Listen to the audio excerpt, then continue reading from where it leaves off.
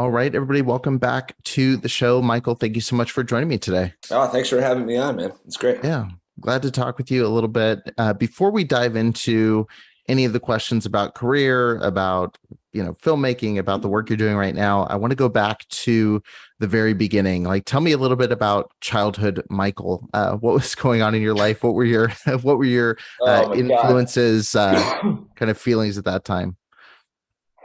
I don't know. I was like an insanely boring kid, like very kind of just like a run of the mill. Like I'm working on this new script about lemmings, and one of the lemmings is called like his name is Just a Lemming. I feel like basically I was just a lemming.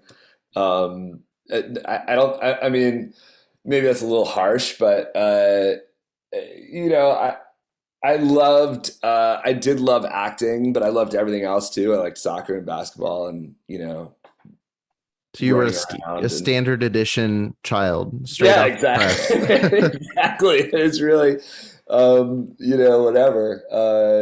So I don't know if there's any great nuggets, that could be found there. I grew up I'm 46, so I grew up, first generation of Top Gun and Yeah. Raiders of the Lost Ark and E.T. and those were like, sort of seismic events when a movie like that came out in my childhood. It was a big deal. So Yeah. it was fun.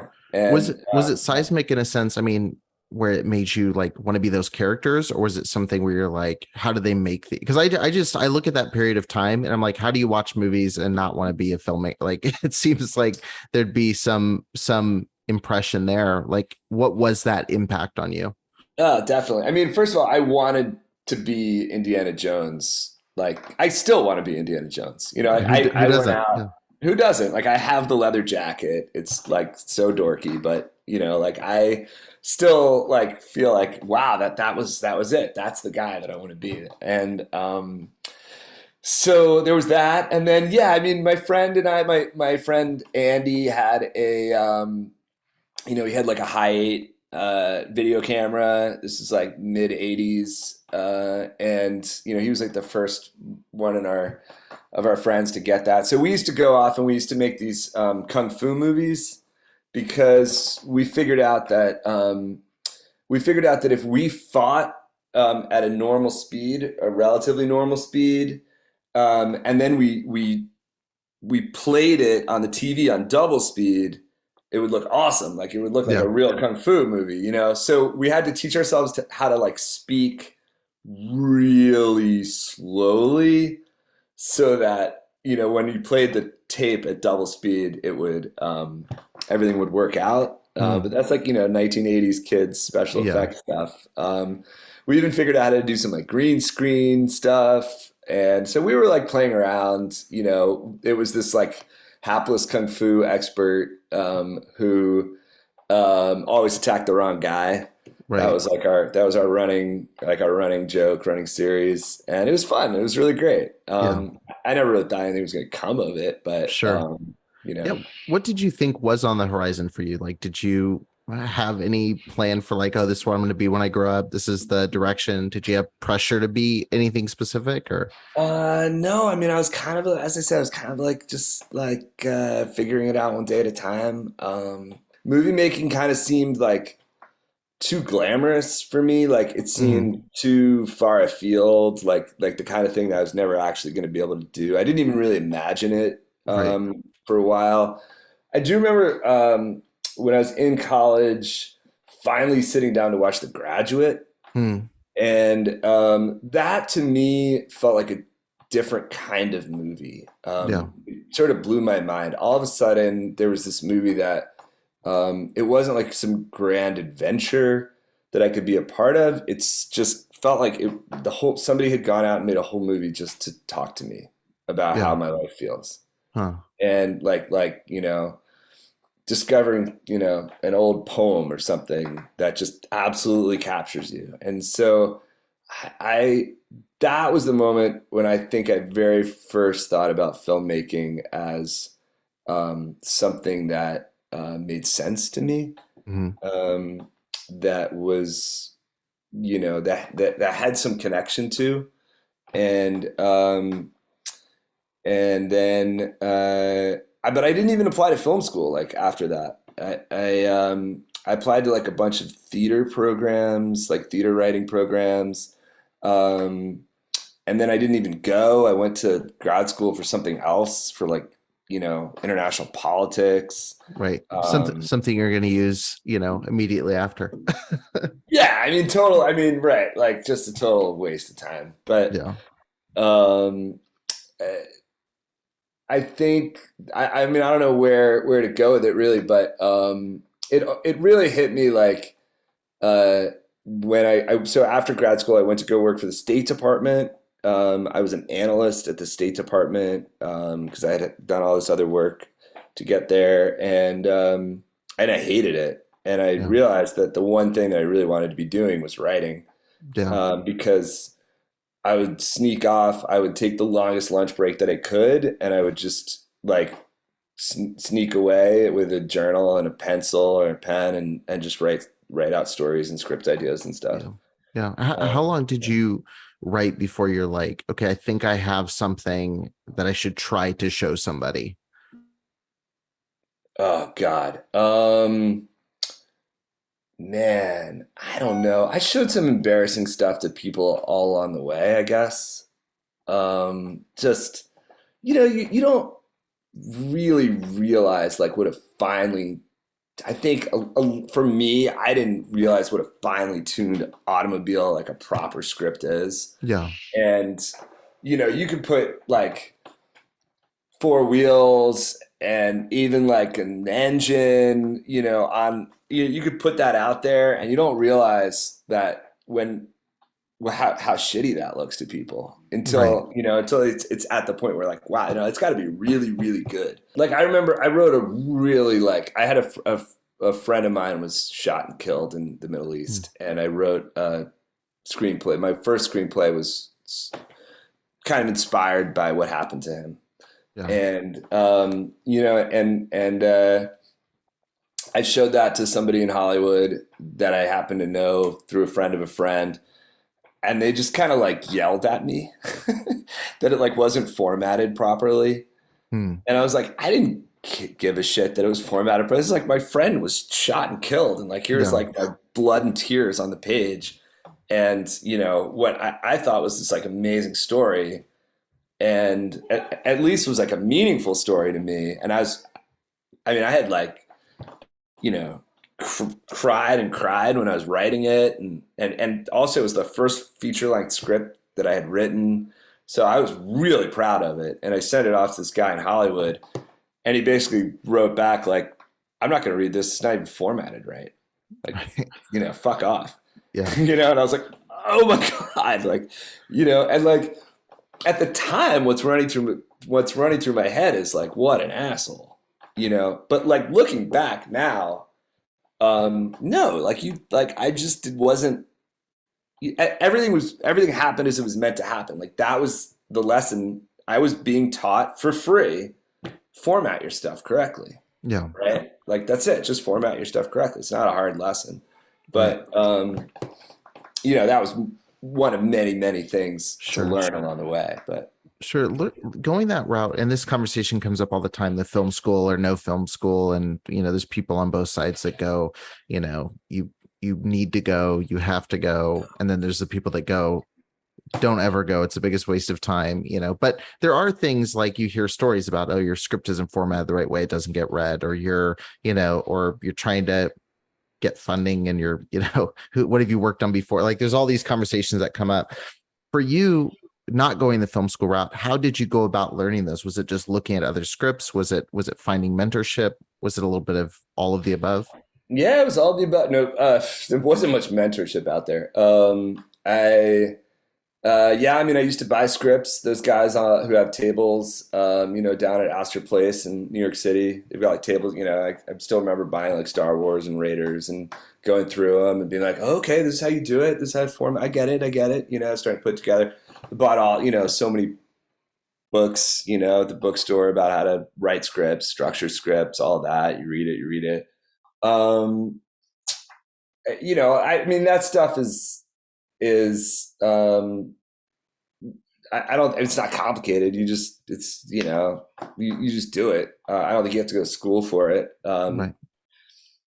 And then, um, you know, I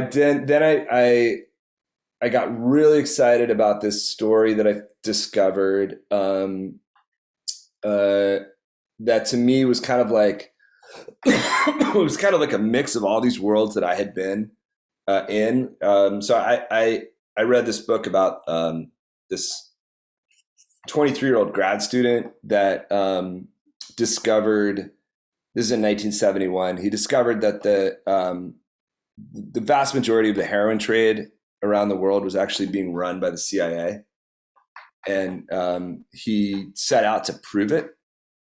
And he had to go to Southeast Asia in the middle of the Vietnam War and actually hunt these CIA operatives down to actually sort of nail the story down. And they tried to kill him, and he got away with it. And he published this incredible book that tells the whole story. And I was like, this guy's amazing. I had one foot in international politics for a long time, and I knew that very few people actually know what's kind of really going on. And then I had grown up watching like Indiana Jones, and I was like, here he is. He's the real thing, you know? So I optioned his life rights, the rights to his book, and set out to write a script about that. I was like, this is just a great story. And then that was a massive journey to get that story right. You know, I'd only written really one solid script before, and nobody had any interest in it, you know? So I think that script was really like sending that out to everybody that I could. And I finally sent it to this guy on this guy who had dated a girl I had dated in college, and I liked him. Networking, baby. That's Yeah. I mean, we'd met like twice. But he was a nice guy, and I liked him. And it turned out that he was like way smarter than me, and really was like working his way up in Hollywood as a producer or as a network exec. And I think he was at Miramax at the time, and he read my email because, you know, whatever, it hadn't been that far from college, and my script, and he thought it was great. It wasn't for him, you know, but he thought it was great, and he called a few agencies on my behalf, and he was like, you should get an agent, like you know what you're doing. And so I ended up speaking to a couple agents, who I think were all really shocked at like how much I didn't know about the industry, about how it works, about how you make it. But there was an agent who decided to kind of say, yeah, I'll send this around a little bit for you. Right. And he got nowhere. And I, you know, looking back, I think what I would say is like that script had a lot of potential, but it hadn't actually delivered on it fully. Sure. And you know, it would have been great to have had like a really good mentor at that point to be like, okay, I see where you're going, and here's what you need to do. Right. You know, people don't really pop out of the woodwork to do that very often. Yeah, right. They're trying to sell their own scripts. Yeah, exactly.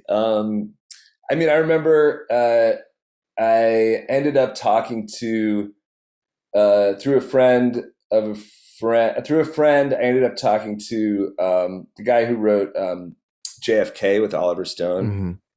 Mm-hmm. You know, I had one conversation with him, and he basically was like, listen, kid, don't write screenplays. Just don't do it. Like, it sucks. You know, I wrote JFK with Oliver Stone, and, you know, never really was able to sell another script again because that's the kind of town this is. Yeah. And I was like, oh, wow. Like that was the closest thing that I ever got to mentorship, was like that Don't do it. 45 seconds with that guy. Like, just don't do it. Um, and then, you know, and again, like if I look back at this piece of writing that I did, that I labored over for maybe a year and a half, you know, filled with excitement and enthusiasm, and knowing at its base that there is a story there, a Right. really incredible story. I still don't, you know, I didn't get it right. Yeah. Um, and, but it was like, you know, you could sort of sniff out some potential. Right. Right. And, but I kept editing it. And, eventually it got, I sent it to just a friend of mine to read, Yeah. and he really liked it. And then he got it into the hands of Barry. Do you know Barry Levinson? Mhm. Into one of Barry, a new producer for Barry Levinson, and he really liked it. He liked the style, and he knew through my friend that I was kind of like a young writer who Right. was looking for an opportunity. And so he called with an opportunity. Was like, "Hey, I liked your script. You know, we've got this other idea that we're thinking about pursuing. Like, you know, do you want to send in like a pitch for that?" And again, I didn't even know what a pitch was. Like, I really like. I mean, you know, I knew, but I didn't know. You know, Right. Right. and so um, I decided that I would write him a short story.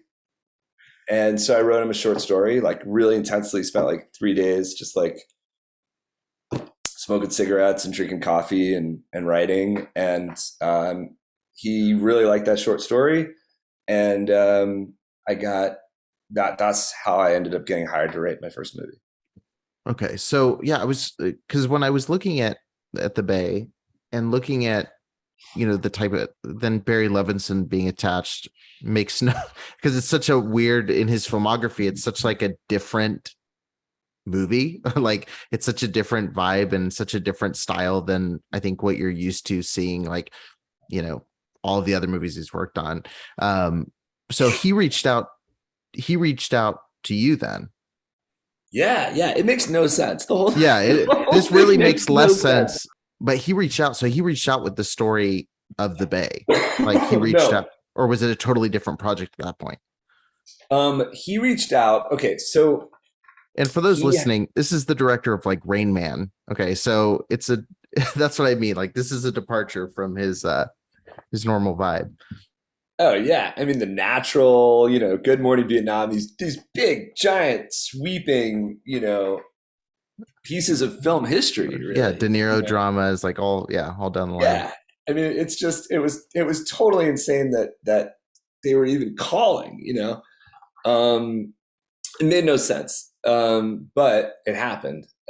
So what I found out was that, or what Jason, his producer, told me is like, look, um, Barry has a house on the Chesapeake Bay, okay, or he did, and so he had learned that the bay is really polluted, like it's really polluted, and so the locals there had come to him, or like an association come to him and said, "Hey, you should make a documentary about how polluted the bay is. Like this is ridiculous, you know." And so he went and saw like there already is a documentary about how polluted the bay is, and like nothing changed and doesn't matter, and so what's the point of making another documentary about it? So then he was like, well, what if I made like we tried to actually do like a genre movie about it, you know, some kind of thriller or horror thing that would be very commercial, that would, you know, get word out about the bay. And so that's what they called me. They're like, can you write a horror movie about water pollution in the Chesapeake Bay. And That that was was it. That that was was the it. whole thing. That was Okay. the whole thing. A horror movie about water pollution in the Chesapeake Bay. And I was like, yeah, of course I can, for sure. Like definitely, just give me like 6 hours. Is there anything he could have said, like, "Hey, write something about this," where he would have been like, "No," or he'd have been like, "Yeah, of course, sure, let's go Yeah, for it." yeah, no. I mean, listen, like, like, imagine if you walked into like, Sony, and you're like, I got this killer idea. I'm gonna make a horror movie about water pollution. Like, nobody, you know, Right. well, yeah, like it's already, it's already kind of a weird nugget. Yeah. No, I would have jumped at anything because this is Barry Levinson. It made no sense. Like, I couldn't believe it that they were calling. So then I wrote. I mean, if we want to get into the nitty details of it, and by the way, what I learned at that time through this process is that you can write a short story to get yourself work, right? That's not true. I ended up writing that story, and it ended up getting me this incredible job. And then when other people called, I would write them short stories like later on, and everybody was like, "What are you doing?" Right.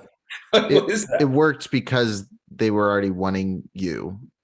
Yeah, they already wanted sense, me. Exactly. They already, Barry's very iconoclastic in the way he thinks. Sure. Like, he's really smart. You don't have to put 2 and 2 together for him. You know what I Right. mean? Well, it's kind of that funny thing. Like, you always hear these stories about like Sylvester Stallone or Spielberg, like, the mythological stories of them, sneaking onto backlots. And it's like, don't sneak onto backlots and try to give someone your script. It's like there's these stories that worked in these magical ways that like people try to replicate that don't do that. Yeah, I mean, there's that's the thing. There's no formula, right? But right.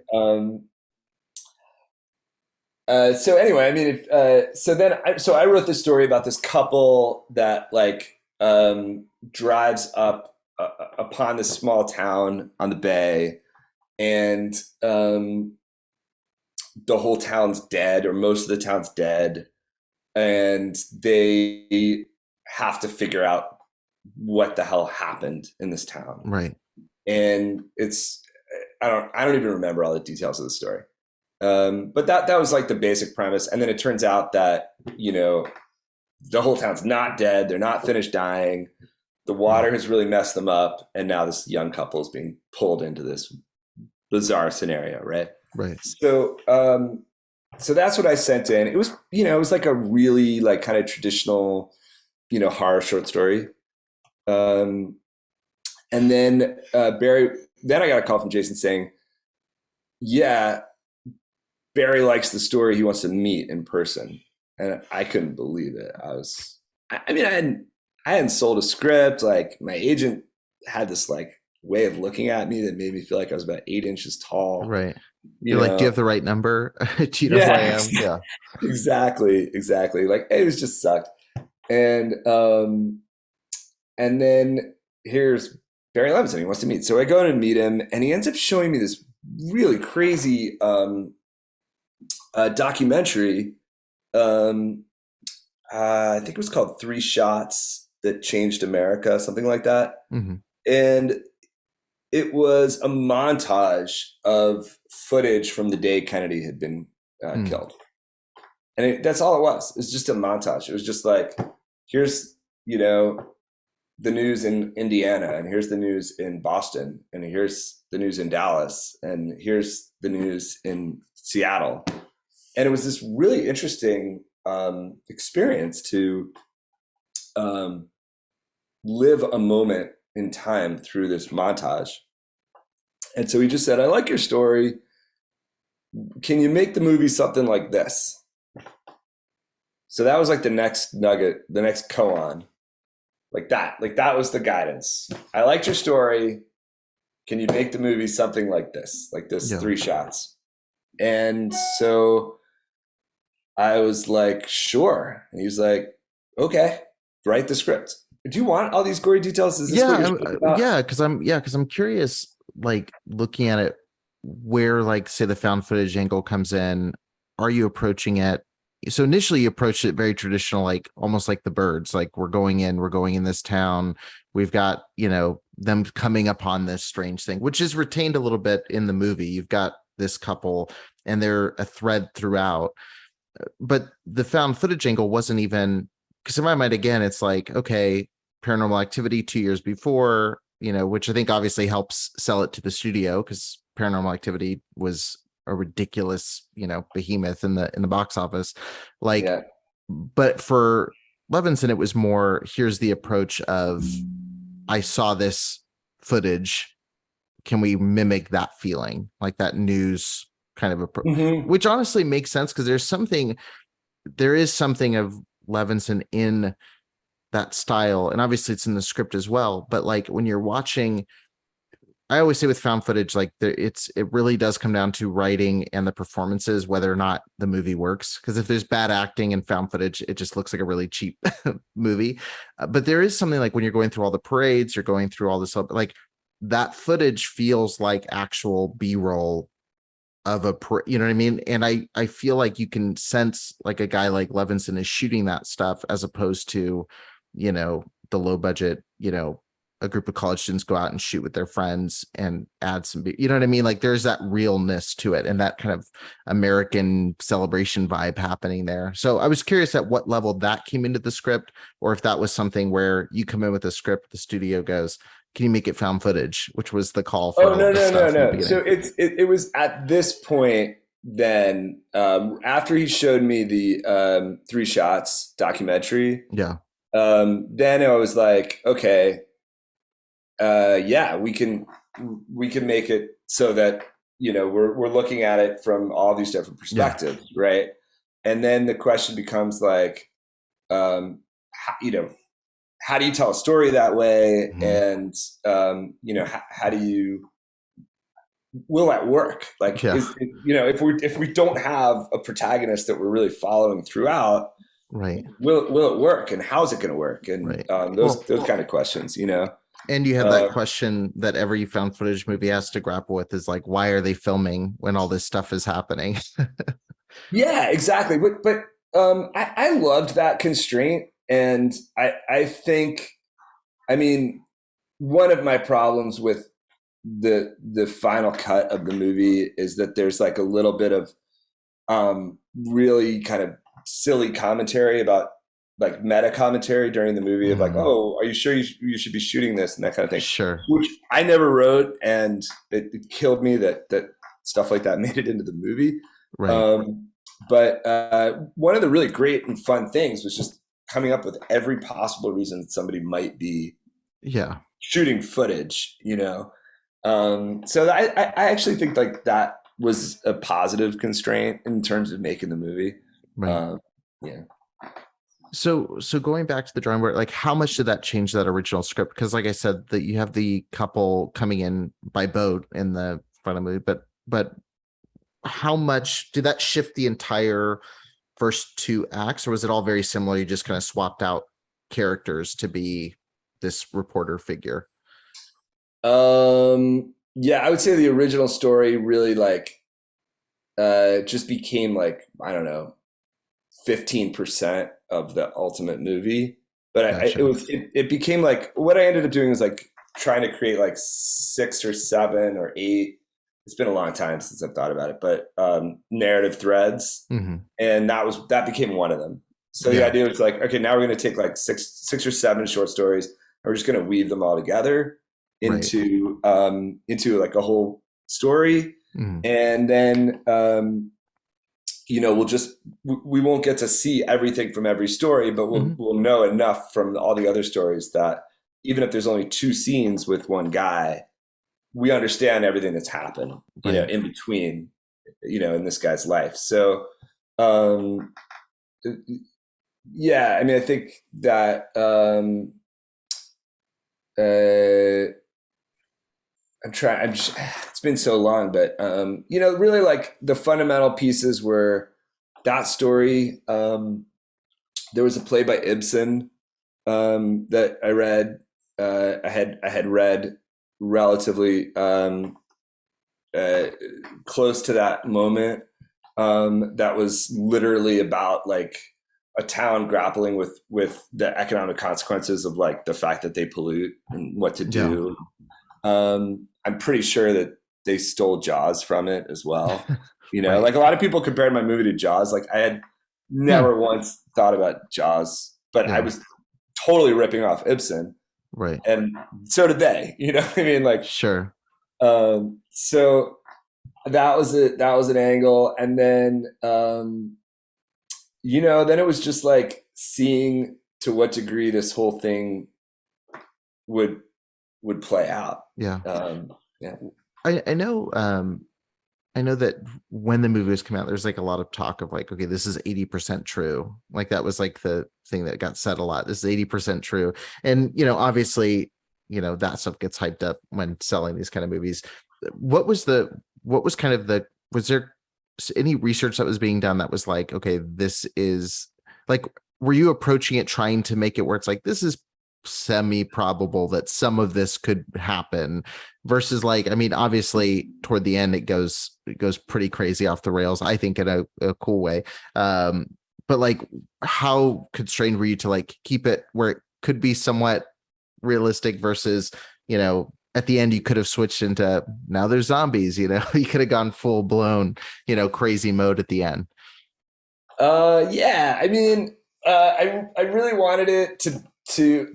I'm I, I'm very earnest, and like I really like I wanted that research. I wanted that shock value to come through. Yeah. You know what I mean? Like I that was, to me, that was as important as the fact that I was like getting to write this movie. You Right. know, and so I did a ton of research on what was actually going on in the Bay. Um, in fact, I remember I spent like right after I left Barry's office, I started researching like, well, what's actually going on in the Bay, you know? And then he called like 6 days later and was like, well, how's the script coming? And I was like, I haven't written anything yet, you know? And he's like, well, you know, let's have something by next week. And I was like, oh my God, all right. You know, like that's really fast, you know? Yeah. But I was so shocked by what the state of like pollution and everything. Like I really Yeah. wanted to get that through there. And then I mean, most people haven't seen the movie. I don't know if people who are listening are going to go out. You know, maybe out of curiosity, They people should better. go out and check out the movie after you listen to this. I don't know how much I want to give away, but that the uh, you know, we needed like an enemy of some Mhm. kind that was more than just like bad water, Yeah. Right. and something that would like something that had like a horror element to it. Mhm. So I was starting to piece that together and like look at things like that and look at these like little bugs that you know, can take over like, you know, neuron cells and that kind of thing. But I didn't want to go too zombie-esque, Yeah. because I just felt like that had already been done before, Right. and this was already like such like what we were building here now was really like new in terms Yeah. of film space, and if we were gonna just turn it back into a zombie film, that would kind of suck. Um, does that make sense? Yeah, no, it makes a lot of sense. Yeah, because there's a lot, like I said, there's a lot of things that because I rewatched. I had seen it. I mean, I'd seen it like a couple years ago, and then I'd rewatched it just recently, prepping for this and revisiting, and and there were a lot of pieces where I was like, I feel like they could have gone to this place, but they didn't. And there were moments where I was like, okay, there's a lot of restraint not going, because I feel like a lot of the same movie would have ended with like, now it's in their brain and now they're attacked, or there's like a super host and there's like 10 connected, that would have gone off the rails. But I kind of respected that it stayed in like this. It's obviously like still an insane premise, but like it tries to live within its rules in a way where it's like, okay, if this extreme crazy thing happened, this is how it would happen, and the other thing that really stood out to me was like found footage has kind of aged well, in the sense of like it feels like a retro movie in a lot of ways, where it feels like a 2004, because there's almost things, and I've noticed this even watching like George Romero's Diary of the Dead or watching like other found footage movies that have come out, is like it almost helps them. Like it helps the effects, because the effects, are covered up a little bit. It helps the feeling, and it helps kind of transport you back to like, that's what my camera footage looked like in 2000 and 10 or 2011. Like it helps the project a little bit. But yeah, it was just interesting rewatching it and just looking at it, really looking at the filmmaking as opposed to just looking at the film. And then obviously, I mean, I mentioned Romero, like I love anything about the government is not helping its own. So watching all those scenes where they're going back and forth trying to figure out what it is were really fun to watch. It was Going that back. was I mean that was really funny because I had in the script, and I had worked in the government, Yeah. for a while at different So you branch. were basing on your coworkers, like, here we go. Let's Absolutely, roll in. absolutely. And I had this. I don't remember what government agency it was or something, but it was like the FDA or the CDC something, and I think talking about how irresponsible they would be in this kind of situation, and then Barry was like, oh, I actually have a friend who works for one of those you know. Places. Why don't we call him and ask like how they would respond? Yeah. And then we called and they were like, "Oh yeah, no, that the script's right." Right. I mean, tell me a little bit, like, post that, like, was your instinct to go like, I want to try to make something else? Was it kind of like, okay, I did it and I feel like I got a script out there, there's that accomplishment. What do I do now? Like, what were next steps for you? Like, what did you aim toward after that? Oh God, I just launched myself into nothingness. I like very excitedly went off and did nothing. I started taking like meetings. I didn't really understand what people wanted from meetings. Right. There was this like brief period where all these assistants and producers and stuff wanted to meet, and I got to do that like whole Hollywood tour thing a little bit. Right. I didn't really understand what they wanted, and then people did want things. They wanted like bizarre things that didn't make sense to me, Yeah. or I really didn't want to do. So there was like, I don't know, there were some folks who wanted like they wanted like a horror movie that takes place in a dog kennel where like all the dogs just constantly attack everyone. Okay. And it was just like a big time director who wanted this. And I was like, I'm trying so hard to want to write for this guy, and like, I don't want to write a movie where like dogs attack everybody for 2 hours. And then like, Right. obviously what's going to happen? You're going to shoot the dogs. Yeah. So then you're going to have people attacking dogs. And I was like, like I just, that's the last thing I want to do, Yeah. So I had a fair amount of like conversations like that. People being like, yeah, why don't you do something like this? I was trying to pitch my movie about the CIA's involvement in heroin with people. Gotcha. Nobody was interested in that at all. There was a brief period where I was talking to somebody. So that director will remain unnamed, but a major director. I was a brief period where I was talking to J.J. Abrams' office, and I ended up writing this like really trippy submarine story Hmm. for them. But for some reason that went nowhere. Yeah. The guy that I was writing it for, he seemed kind of into it. But like, unless you're meeting with, like, he was just one of many producers that worked for J.J. Abrams. I don't even know if he had his ear or not. You know what I Right. mean? Yeah. Like everything was sort of there's all these layers of Yeah. politics that are happening in offices and everything. But anyway, I ended up writing this like really bizarre, awesome short story for him about like a submarine that finds this new creature in the depths of the ocean, and the impact of that.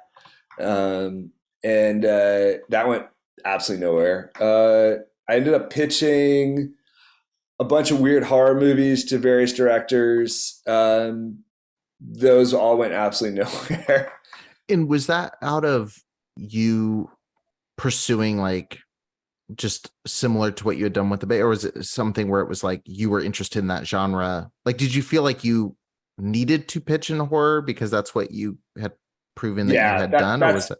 That's kind of like what everybody was that like people were telling me to do. Yeah, they're like just double down in that genre space. Yeah, I mean, well, at the same time, I'm trying to pitch this like the this CIA like, script and CIA script, and then this like my like submarine movie was a total like sci-fi. It's not horror at all. It was like a sci-fi trippy drama. Yeah. So I was kind of just being open to it, but when when I was asked to pitch, like, oh, we want a pitch for this thing, that was all horror. Yeah. Like that would be like, you have a pitch meeting, coming up for whatever. I don't even remember what it was, but like, The Exorcist 4 or whatever, Right. And they'd be like, this is what we want. And so then I would go back and I would watch like all the things and I would think about it. And cause this was like my chance, this is like, so, ended up doing that. And then I got really frustrated with it all. And ended up just writing another spec script. Because the whole experience of pitching and having these conversations with people and creating material for them, was unbelievably frustrating. Yeah. Just unbelievably frustrating. Yeah. You went from like government politics to Hollywood politics and dealing with all the same roadblocks and craziness. Yeah. Yeah, exactly.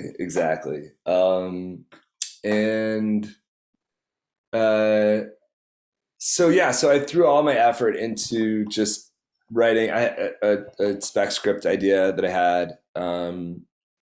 That was more of like like kind of in the thriller horror space, more in the thriller space, sci-fi thriller, and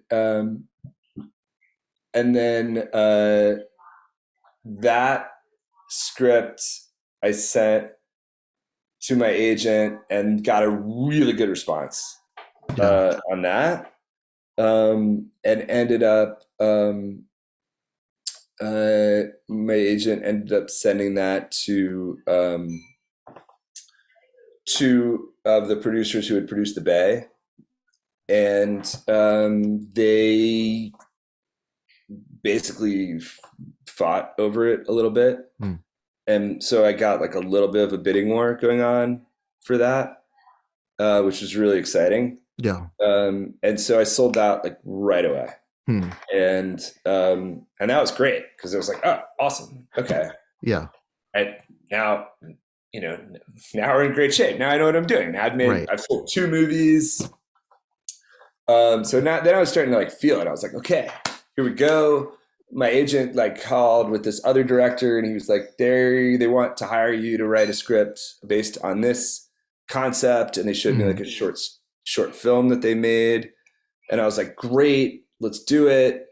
And I banged out a script for them in like 3 weeks. No, less, 2 weeks, really 4 days, really like 4 days, but like, let's call it 2 weeks. Okay. And I was like, okay, I've got the script for them. And my agent was like, oh, they're gone. Sorry, that was a fuck up.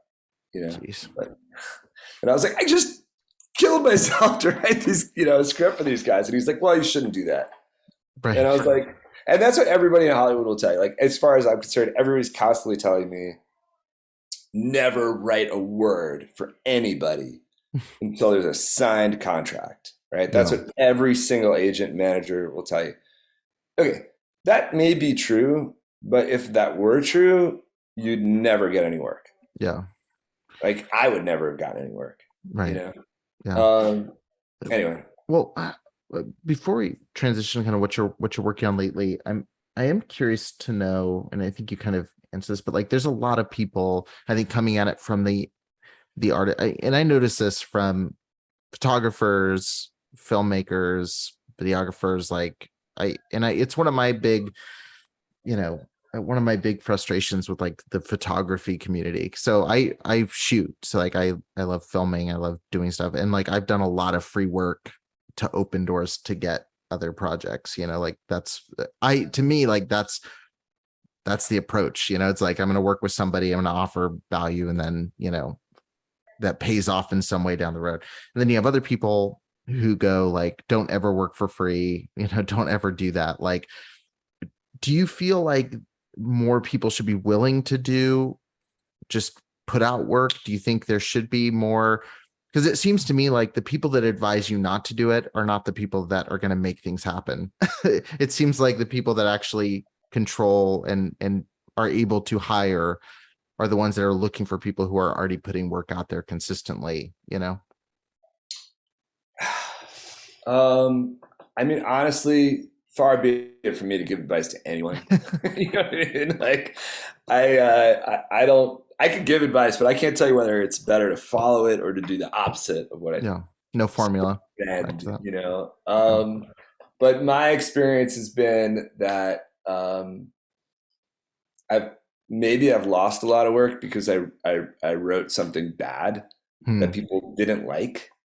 But at the same time, the only work I've ever gotten was from writing something and just putting it out there and Right. having people like it. Getting eyeballs on it. And so, you know what I mean? I think like that's, you know, not every pitch you throw is going to be a strike. And, you know, Yeah. sometimes, you know, sometimes you're going to strike out with, you know, what you're trying to do. Like, it's Right. just, that's just how it is. Like, Right. and yeah. So moving into now, I mean, so we talked about a fictional approach to how the government handles diseases. This is a this is a great segue. So tell me a little bit about the viral delusion, like how that kicked off, what your approach to going, like, did you try pitching that to anybody? Did you try approaching, or was it something you're just like, I'm going to try to do this on my own and just make this my project? I don't see it being a popular Hollywood pitch. Yeah, exactly. I mean, I knew right from the start that I was never going to be able to pitch this in Hollywood. Like, it's just that's never going to fly. But I also felt like this is the most seismic story I ever could possibly have imagined. And it's such an incredibly interesting story that, you know, part of me was approaching it as an activist, but really, like, there was a just as big, if not a bigger part of me that was just like, this is just such an incredible story. Like, I want to tell the story. Like, it's an honor to be associated with telling the story. And so then, and so I knew I was just going to have to do it. If it was going to happen, I was going to have to do it. I called a friend of mine. I spoke to a friend of mine and was like, what do you think? Do you think, you know, it'd be a good idea to make a movie about this? And he was like, yeah, definitely. And so he was like, I'll make it with you. So I had a little like support there. And then, you know, my big question was like, are the really important scientists that I needed to talk to going to talk to me? Yeah. That was like, I had no idea. And then I found out that this, like, so the very first person that I spoke to was a Harvard trained gynecologist from the 80s named Nancy Taylor Banks. And she is absolutely brilliant. And she talks about her experience during the AIDS epidemic. In 2 books that she wrote and a number of interviews that she did. And I was just blown away by her work. And so the first thing I did was I reached out to her. I was like, would you, you know, talk to me for this documentary? And she wrote back very personally, like, Mike, you know, I'm glad you're doing it, but nobody's going to listen, first of all. And second of all, because that was my experience as this doctor during the AIDS crisis, And secondly, I just can't bring myself emotionally to get involved again Hmm. because it was so hard to try to speak out against what people thought was going on and try to explain what was actually going on. Right. That we the scientific community who disagreed with the government were destroyed in the 80s. Our Yeah. careers were destroyed, our lives were destroyed, Yeah. and she just basically wrote to me like, I can't do it. Hmm. I'm not. So that put this sort of like weight on my shoulders of like, all right, well, there's two ways to go then. Like I can acknowledge that's true and just kind of give up, which is a legitimate perspective to have. Right. I think so. It's totally legitimate. But I didn't have those like bruises yet. So I thought, well, I don't want to give up yet. I'd like to keep going. So the second person I called was this absolutely incredible biologist in Germany, and he called back like, yeah, I would love to, Hmm. have you tell my story. And so I was like, holy shit, like Hmm. he's willing to talk to me. So once I talked to Stefan Lanka, who's just this like, I mean, he's way ahead of his time, way ahead of his time. And then I started calling all these other people, and it turned out there were tons of doctors and scientists who were dying to speak because the whole COVID narrative was about silencing them, Hmm. and they wanted to speak out. They knew things that weren't getting out there, Sure. and so they were thrilled about it. Yeah.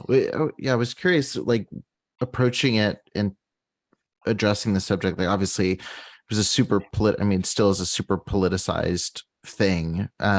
Like how did you approach that? Cause like, I think what gets mentioned about like, oh, not being heard on the conversation, or not. And, I think, everybody's got their own whatever perspectives on all this. Like, were you worried about getting thrown into just like, oh, this is a crazy right wing, documentary? Like, were you, like, how did you go in trying to approach it where it's not like just not feeling like it's just, hey, here's the other unpopular side, like, how did Yeah, you go yeah. about? Well, I mean, it's a great question because I thought a lot about it. Because you could have leaned into that hard, is what I'm saying. Is like you could have gotten the right, whatever. If you want to keep the split camps, you could have gone in the approach of Dinesh D'Souza, kind of like, we're going to go full bore this realm, which would have garnered, I think, a lot of attention, or also, and also would have shut down anybody who would be on the other side who'd be curiously checking it out. Yeah, I mean, first of all, I grew up very like I identified as somebody who was left wing. Like Right. I my whole life, Yeah. and so my wife and I are like the only people we know that have like actually read their Marx. Like I'm not talking about the Communist Manifesto. I'm talking about like Das Kapital, like all the volumes and the addendums. Like I had read my shit. Mm-hmm. Like so. I always saw the world through an analysis of capitalism. Like that's, I think if you don't have that perspective, you're missing out on a lot. Mm-hmm. But so it was funny when people started saying like, oh, if you don't agree with the government narrative or the mainstream narrative on COVID, you're a right winger. Yeah. Like, well, right. I'm not a right winger. You know what I mean? Like, and I don't agree because I had done all this research that,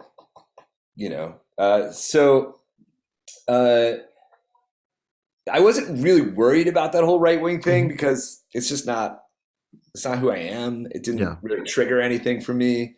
But then the question became like, how do you tell a story about science? Mm-hmm. And I think that is a really interesting thing that we've seen develop over the last couple of years. There's all Hmm. sorts of storytelling that's going on about science, and people recognize it. They don't recognize it. I started to see it all over the place, and what I decided to do at the end of the day was say, look, no matter what you think is going on, I want to tell you the story of this group of scientists and Hmm. doctors who all independently see the exact same thing happening. Right.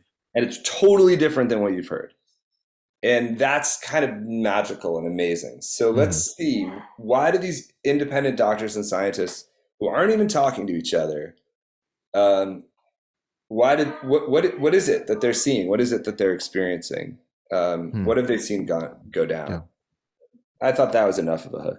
Yeah. Yeah. So the process of that, it was pretty much all virtual, right? I mean, most of the way you were going about it. No, it was like weirdly semi-virtual. So I started shooting a couple like Zoom things, and I Hmm. realized that the quality was so bad that nobody was going to pay attention. It's Yeah. just it's amazing. So then I called a friend of mine who used to who's like a real deal, like a legit photographer, and asked him if he would shoot the interviews. And it was just so great to get some really Yeah. beautiful footage that at that point, if I had to shoot somebody in Germany, I would just call everybody I knew in Germany and until I found a videographer, you Yeah. know. Same thing in England. I would just call everybody that I knew in England until I could find somebody that could shoot there. So, Gotcha. yeah. Gotcha. So you kind of just guided somebody local to shoot, basically. Yeah, we would like set up a Zoom like laptop conversation, but then a cinematographer would be there Gotcha. shooting the It's a conversation. cool. Yeah, that's a cool approach to that. Yeah, I wanted to ask about that and how you went about approaching that. Because it's a it's obviously a hot topic, and then obviously to go about. I was curious if you went about trying to promote that anywhere. If it was just like I'm going to release this myself, go that route, and try to push it out. Oh God, yeah. I mean, trying to get that film out has been a fascinating experience. I mean, I went to every small distributor Hmm. that I could come up with that I could find. And it just Um, wouldn't they touch it. won't touch it. They wouldn't Yeah. touch it. They absolutely wouldn't touch it. Hmm. And it's just amazing to me because it's such an extraordinary story, and it's Yeah. so important. Yeah. Whether even if you don't agree with it, even if you don't agree with the analysis that these doctors and scientists are offering, it's worth hearing. You Yeah. know, it's Right. worth hearing. You can't really make up your mind unless you've heard what other perspectives have to Sure. offer. You know, Right. but no, none of the small. I mean, even like the guys who put out like Vaxxed, they Hmm. wouldn't touch it. Hmm. Um, everybody was too scared. Yeah. Even like Journeyman Pictures out of England, which has done a lot of stuff, they wouldn't touch it. Hmm. Nobody would touch it. Even even like some news stuff that had been very critical of the narrative all along. They, and it was like months of calling these people and emailing them Yeah. and trying to get somebody like to actually respond back to me and all that, right? Yeah. Um, so it was totally like just kind of like hitting the pavement. Right. So at the end of the day, I ended up putting it out on, on one of these like streaming websites that let you, build your own streaming platform, Sure. basically. And then the feedback started coming in like, oh my God, this is like, not to blow my own horn or whatever, but like, I mean, it just started coming in like this is the greatest documentary I've ever seen in my life. Like Hmm. this is like single-handedly the most important thing I've ever seen, and we Yeah. were getting that over and over and over and over again. Um, and so now we're starting to like get more and more and more momentum, Right. Right. which is Going cool. that And we're route. actually going to be on like um, like I just made a deal with a streaming service. That we're coming out on a streaming service in like 2 weeks. Cool. You Yeah. know, and I think we're about to get like a huge um, publicity announcement. Like we're going to be on like a very, very, very popular website. Hmm. So, but it's taken time and it's Yeah. taken like, a lot It's of. you had to get all the pieces moving first before that could happen. But yeah, definitely let me know when that happens because it might be before this gets released. So I can always include a link to that for people who are listening. Even after it gets released, I can go back and edit the show notes there to promote that. But yeah, I know we're here at the end. I want to ask you a couple quick rapid fire questions I ask everybody that comes on the show. So we'll wrap here. First, what is the best decade of film history? Oh my God. I mean, oh, jeez, man. The best decade of film history. I mean, I grew up in the 80s. Like, for me, it was the 80s. It was, I mean, I'll say, all right, 75 to 85. Okay, that's great. I think I'd be exactly where you're at. I think the late 70s and early 80s is the best. I think like the latter half of the 80s, you have No, yeah, it's it a little jumped bit the of dive shark. bomb into the 90s, but Yeah, it jumped um the shark. yeah, late 70s, early 80s is a great period. Yeah. What's a film that people who know you would be surprised that you enjoy? Like a guilty pleasure or Yeah, people who I'd know say me. a guilty pleasure. Um, Damn, man. I mean, people who know me would be surprised that I enjoy. Um, Maybe like any given Sunday. Hmm. Like most people like don't think of me as like a guy that likes football and stuff Yeah, like that. but But we all love Pacino though. yeah, yeah, yeah. um, But I mean, it depends who you ask. Like, I really like this weird Japanese movie called Onibaba. hmm. Um, that I like this like weird, dreamy horror movie called Carnival of Souls. Oh yeah, that's a great one.